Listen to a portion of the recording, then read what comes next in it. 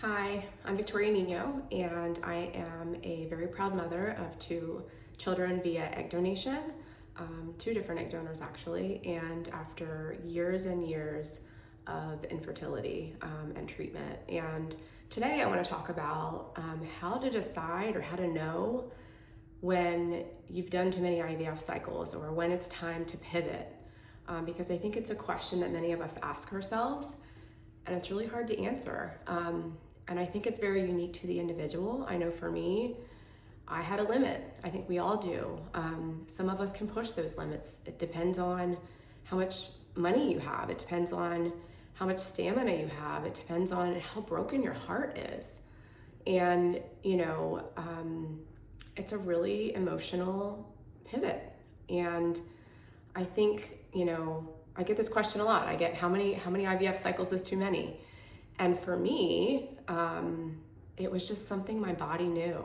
And I'll never forget the day that our doctor sat us down and said, hey, I think it's time we discuss other options, i.e. egg donation. But if I'm being honest, I knew that was coming. I knew that after that last retrieval, that was like it. And I went into that cycle knowing this is it. If this doesn't work, I need to think about donor egg. And so I had started doing research and I had started looking into it. I didn't even tell my husband at the time. So when the doctor approached me with it, I knew it was coming. Does it mean that I was ready? No. Was I ready to say yes and move forward? Definitely not. But something in my body knew that it was time. But I think, there's a lot of pressure on this decision, and that pressure comes from doctors, it comes from friends that mean well, it can even come from internally, like in yourself, like, I have to keep going. I had someone tell me the other day, she was like, I feel like if I stop, I'm failing myself, I'm quitting. And I'm like, how is this quitting? At the time I felt the same way, so I completely understand why she said that. But it's a pivot, right? And it's a pivot towards something that you are dreaming of, something that you are wanting, something that you are deserving of having. And sometimes it just takes a bit of a perspective shift. It takes a bit of a changing of directions, changing lanes. But I just, if anything comes across in this message, it's just that you're not quitting, by changing directions. It's truly just a pivot. And I think at some point, our hope starts to turn into burnout. And if you're there, if you're burnt out, you know what that means. If you're not there yet, I'm glad. But we're just hoping every cycle, every time, like you're putting everything into it, your emotional strength, your financial strength, your physical strength. And you're just like hoping, even though in the back of your mind, you're like, but what if? I have to cautiously be positive about this. I have to cautiously be optimistic. But at some point that hope, it starts to wear out. And because we're doing the same thing over and over. And yeah, of course, like we're pivoting a little on our cycle treatment or the meds or the protocol. And so that gives us a new glimmer of hope, but it's a lot of times it's little, it's a small glimmer, but we hold on to it. But at some point, that glimmer just starts to dim and dim and dim, and we need something sometimes that can be a new hope, right? And again, this is like a totally personal pivot, but only you know when that time is and when you're ready for that. And I think what makes it harder is that doctors don't always explain why IVF doesn't work. Sometimes they're just like, it's not working, unexplained infertility, we don't know. When really, if we look a bit closer, sometimes we can find that it is egg quality or age, for example. In my case, it was egg quality and egg quantity. I had stage 3 endometriosis, and it ultimately destroyed my eggs. And, I was told I was young, because I was 32 when I first started trying.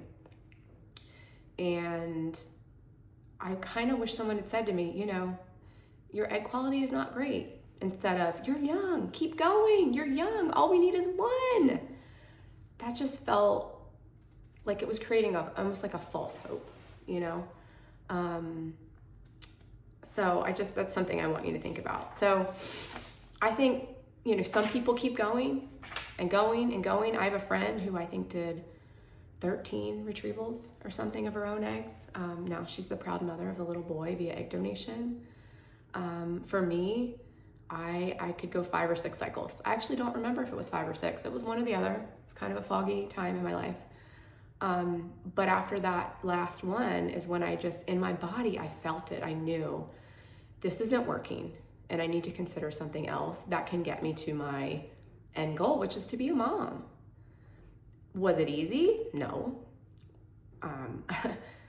Was there a lot of grief? Yes. The genetic grief was heavy. There's a lot of soul searching I had to do, a lot of perspective shifting, a lot of reevaluating, like, what does family mean to me? And so I did all of those things, and it helped, but it didn't get me over the hump 100%. I truly believe none of us are fully going to grieve our genetics when we make this decision. I think that's an unrealistic expectation to place on yourself. I think if you can get halfway there, I think that's fair. I mean, most of us can half-ass pretty much anything, right?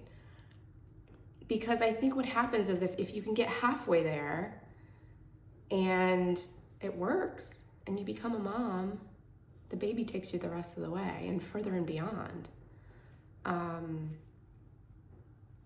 So that's my personal experience. Again, this is different for everyone. But I think, you know, the biggest thing is for you to really think about, in the end of all this, what is it that you want?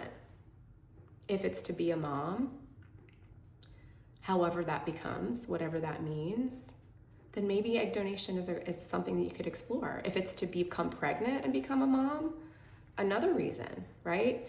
My pregnancy experience, both of them, very unique to each child, but something I cherish so deeply. There is something to be said about carrying life inside of you.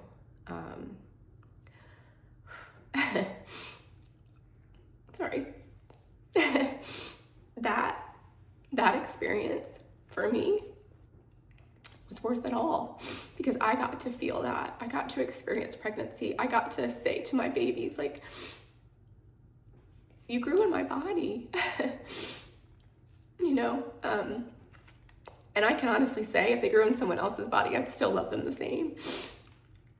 These babies don't need to be genetically related to me in any way. They just need to be them. And I tell them that all the time. As much as I thought I needed them to look like me, I never did. I just needed them to look like them. Truly, authentically them. Which they're the best 2 people in the whole world, if you ask me. And they know that. And, you know, it took me a lot to get here. Do I have regrets? Absolutely not. You'll hear me say often, I'm glad my eggs didn't work. I know that sounds crazy to many of you, but had they worked, it wouldn't be these 2 kids. And they are everything to me. My day begins and ends with them. They have expanded my heart in ways that I never expected. I feel like without egg donation, I don't know where I'd be right now. Infertility was literally breaking me, and I just wanted to become a mom. And now that I am, the only regret I have is not doing this sooner, because that would have been more time with them. It's not for everyone, but what I can tell you, out of all the women that I speak to, that I know, that have chosen egg donation, that many of them started in the same denial, dark place that I did, not one of them says they regret it. Not one. There's no remorse. It's truly, it's like, yes, this was it. Those were the babies that were trying to make their way to me. And it's a really beautiful thing that we get to talk about, you know, how they got here, where they came to be, or how they came to be. And this choice doesn't make me a failure, doesn't make me weaker, doesn't make me less than. It made me a mother. My most important title that I have and will ever have. Thank you.